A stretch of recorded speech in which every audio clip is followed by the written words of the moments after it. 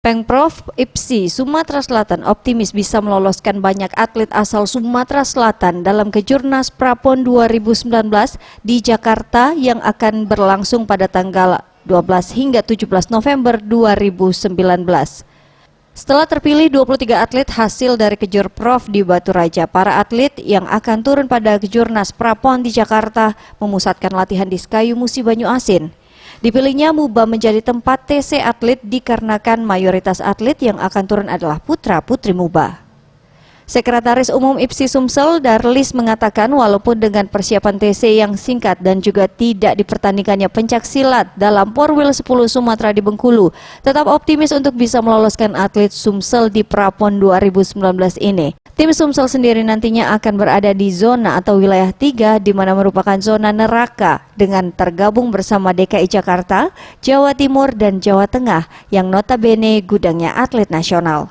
Tetapi tidak sama tentunya dengan pada saat kita melaksanakan Prapon melalui Porwil. Kalau Prapon silat PON kemarin 19 itu kita melalui Porwil.